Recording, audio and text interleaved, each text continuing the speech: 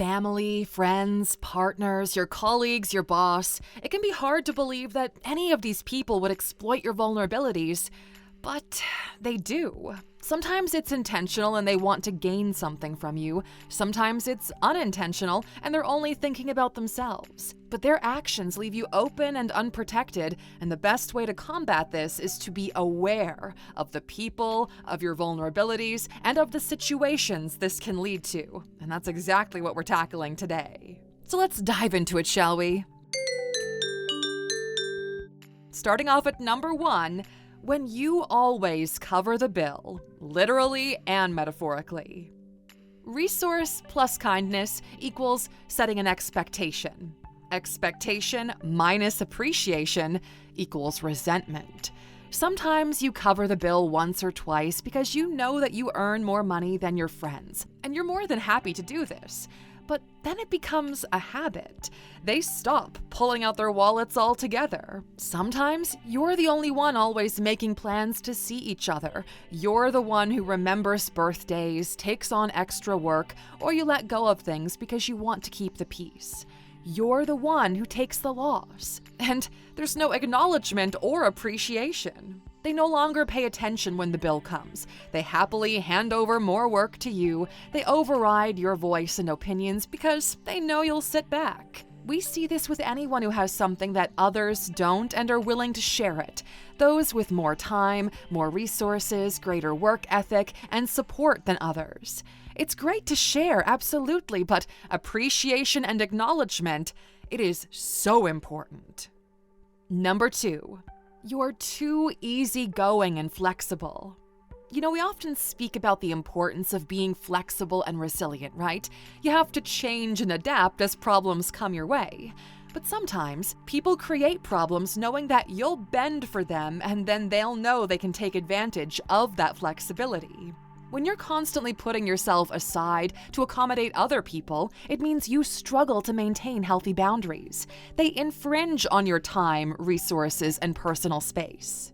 If you're always available or willing to change plans, others might start undervaluing your time, and when you prioritize their needs over your own, this self-neglect can lead to burnout and resentment. The things that seem small can compound and explode when the wrong people realize that you're willing to put your own needs aside just to keep things light and easy. Number 3, your capacity for stress and getting overwhelmed. During stressful times, when we feel overwhelmed, our defenses are especially low. We become more susceptible to manipulation and poor decision-making, which can manifest in different ways. Unequal distribution of responsibilities, emotional manipulation, financial strain, and the erosion of your personal boundaries. You're more likely to open up to the wrong people and look for comfort from anyone who offers it. This emotional vulnerability can be a golden opportunity for manipulators who know just how to push your buttons. Our judgment gets clouded and we might miss the red flags or warning signs that we would normally pick up on in a heartbeat. You want to fix everything right now and will go the extra mile to work on things with people you wouldn't even pay attention to usually. So when you're going through a difficult time, stick close to the people you know and trust. Number 4, defaulting to believing that everyone is equally good. Look, we know we've been taught that everyone deserves a level of trust and respect no matter who they are and how well you know them. But from there, trust builds or erodes based on what they do and how they act. Good, genuine people start everyone off with a high level of trust and respect. It takes a lot for them to see when someone doesn't deserve that. We're all shaped by our experiences and our upbringings. Some have learned to be kind and considerate, while others have picked up habits of manipulation or selfishness along the way. When we assume everyone's operating on the same moral wavelength as us, well, we miss those red flags that could save us a world of trouble. You have to be realistically optimistic, hope for the best in people, but also be aware that not everyone operates with the same moral compass. Number 5, not protecting yourself.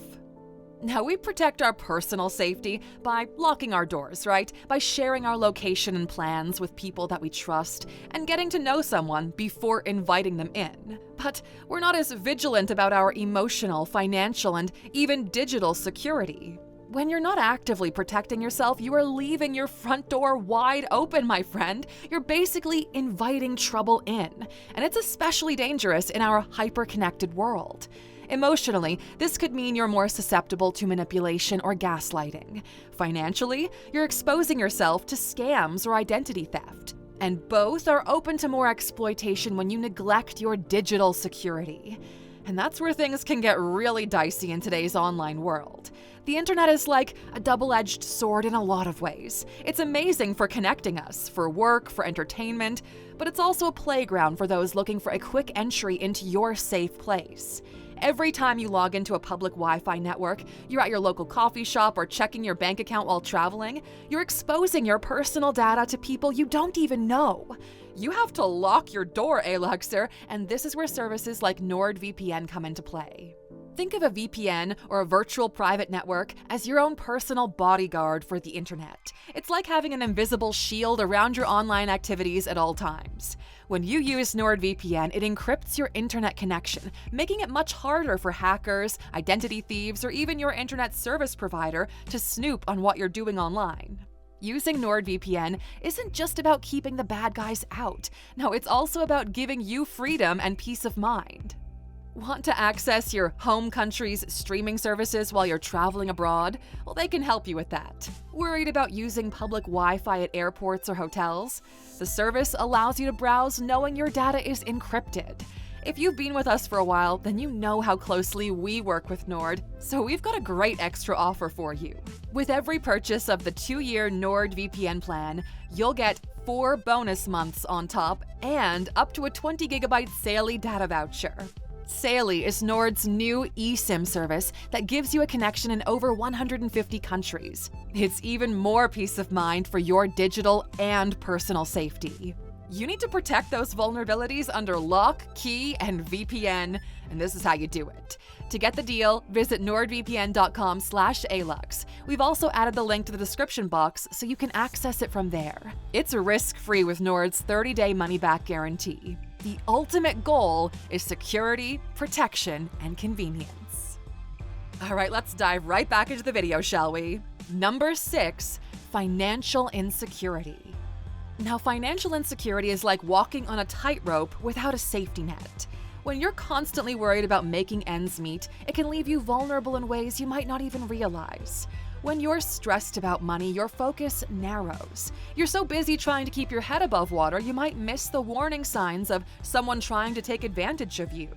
That too-good-to-be-true investment opportunity? Well, when you're desperate, it suddenly looks a whole lot more appealing. Or maybe you're more likely to take on that sketchy side gig because, hey, money is money, right?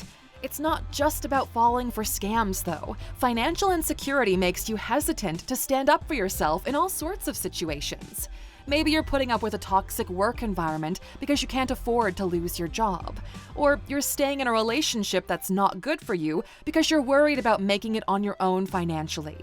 It's like your financial situation becomes this invisible chain, holding you back from making decisions that are actually in your best interest. And let's not forget about the emotional toll. Constantly worrying about money is exhausting. It can leave you feeling drained, anxious, and vulnerable. And in this state, you might be more likely to seek comfort or support from the wrong people. Someone who seems to have it all together financially might look like a savior, even if their intentions aren't exactly pure. Number 7, low financial literacy. You know, con artists, they use jargon and promise high returns to lure you into bogus schemes. If you don't know basic investment principles, it can be hard to tell an opportunity from a scam. And so your hard-earned money goes into ventures that are designed to fail from the start. If you don't understand how credit cards, loans, and interest rates work, or what terms like APR mean, you could end up agreeing to terms and conditions that dig you into a deep hole.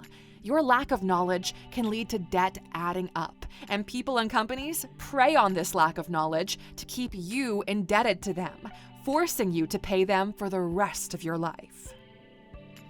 Number 8, your need for approval.